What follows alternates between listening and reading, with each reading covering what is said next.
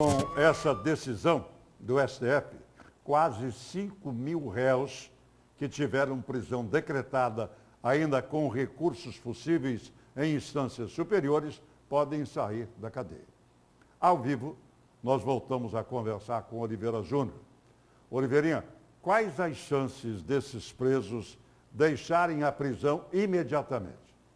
Bom dia, explica para nós aí.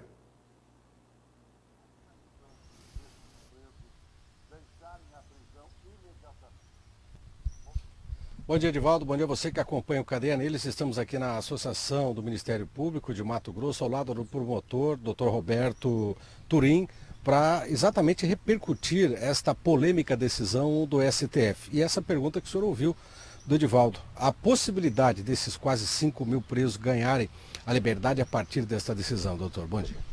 Bom dia. A possibilidade é ampla e plenamente possível agora, né? O que nós temos? O Supremo Tribunal Federal vinha entendendo que era possível, sim, após a confirmação da condenação em segundo grau de jurisdição, se iniciar o cumprimento da pena. Então, o que acontecia? Muitos acusados, condenados, eram julgados em segundo grau, a condenação confirmada, eles recorriam, né, ao STF ou ao Supremo Tribunal Federal. Esses recursos, como a gente explica, não são recursos que discutem mais, na maioria das vezes, ou em regra, os fatos, a autoria, se o crime aconteceu ou não. Eles discutem questões jurídicas e não mais questões de prova, de mérito. Por isso eles não tinham efeito suspensivo, não suspende aquela decisão anterior. E não estando suspensa, ela poderia ser cumprida. Então os juízes expediam um mandado de prisão e se iniciava o cumprimento da pena. Essa decisão do Supremo agora reviu o posicionamento. Vejam bem que o Supremo tem idas e vindas sobre esse tema, o que é muito ruim, gera insegurança jurídica.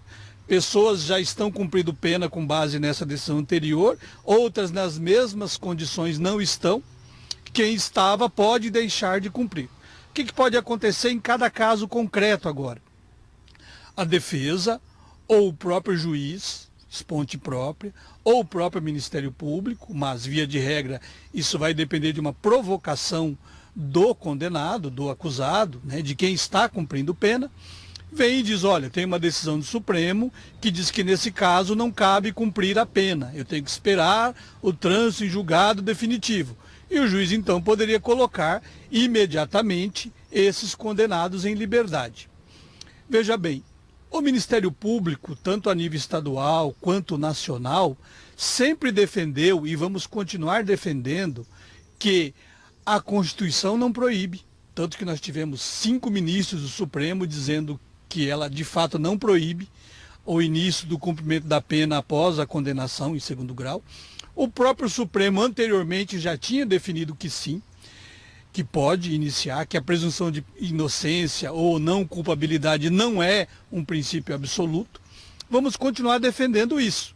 Buscar, então, que o próprio Supremo reveja novamente, ou que o próprio Congresso Nacional, através de uma emenda constitucional, como frisou o ministro Dias Toffoli no voto dele, tome a iniciativa de colocar uma pá de cal em cima desse assunto, uma emenda constitucional dizendo pode cumprir a pena. Mas o Ministério Público sempre defendeu essa possibilidade, continuaremos defendendo, juridicamente ela é viável, constitucionalmente ela é possível, mas hoje nós temos uma decisão do Supremo. Nós vivemos num Estado democrático de direito e essa decisão, enquanto não for modificada, ela tem que ser respeitada e cumprida, né? Não é a melhor decisão, a nosso ver, é uma decisão que favorece a impunidade, em vez de favorecer o respeito à justiça, o respeito às decisões do Poder Judiciário e ir ao encontro do da justa repercussão, do interesse da sociedade, do justo interesse que é ver o criminoso julgado com ampla defesa, com contraditório, com respeito a todos os direitos dele, mas depois de julgado, condenado, a sentença confirmada, que ele cumpra a pena. É isso, gente, que acontece na imensa maioria dos países do mundo, né?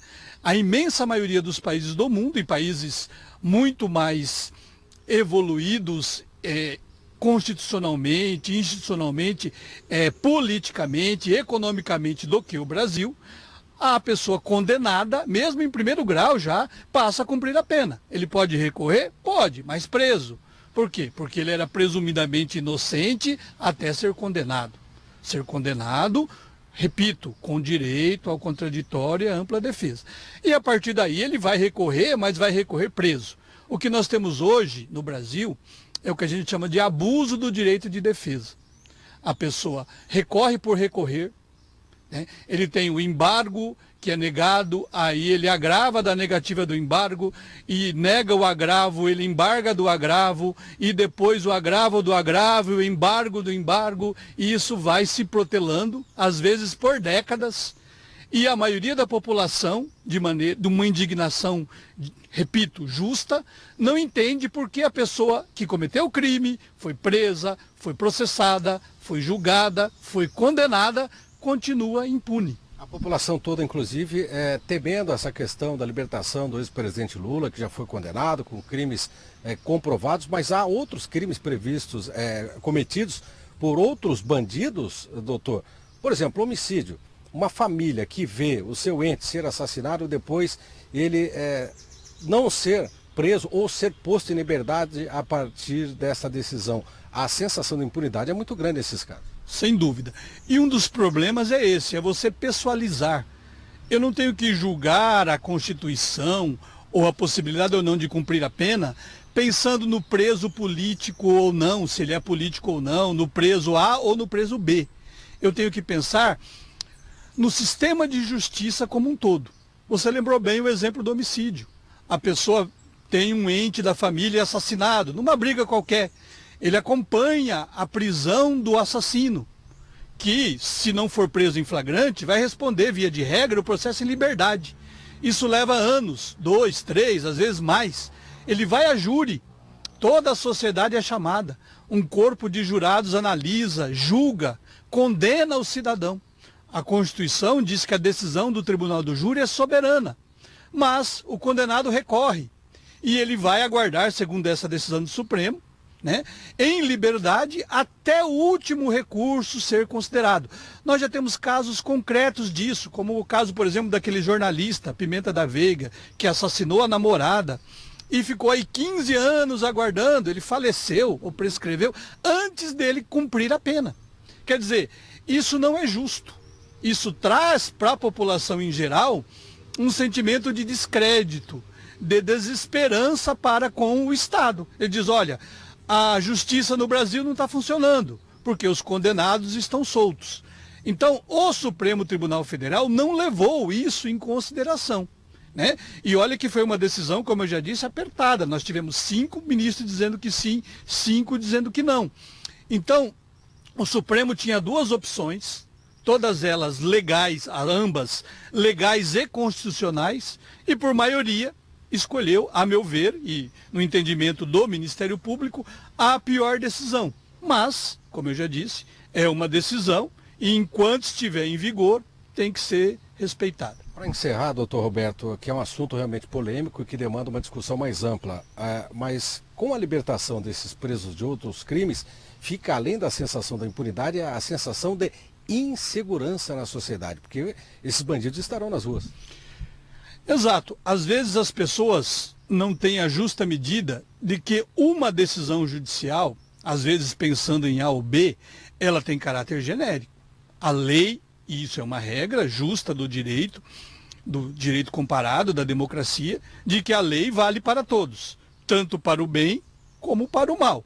Então, estupradores, traficantes, homicidas, não só corruptos, que também são tão criminosos e cometem crimes tão graves quanto, ou mais graves até, do que o estuprador, do que o criminoso, do que o homicida, do que o traficante, mas todos esses que tiverem recursos pendentes de julgamento e não tiver motivos para manter uma prisão preventiva, né, eles têm que ser colocados em liberdade. E isso, obviamente, gera aquela sensação de impunidade e também a sensação de insegurança, a sensação de que o direito penal não está funcionando adequadamente. E não está mesmo. E essa decisão do Supremo só ajudou a confirmar, de fato, esse não funcionamento adequado da justiça penal no Brasil. Ok, obrigado pelos esclarecimentos, doutor Roberto Turim. Esse assunto ainda vai render muito pano para manga, né? E vamos torcer para que as autoridades da área de segurança estejam preparadas para conter esse êxodo, né? Que vai acontecer agora com essa decisão do STF. Voltamos com você, Joaldo.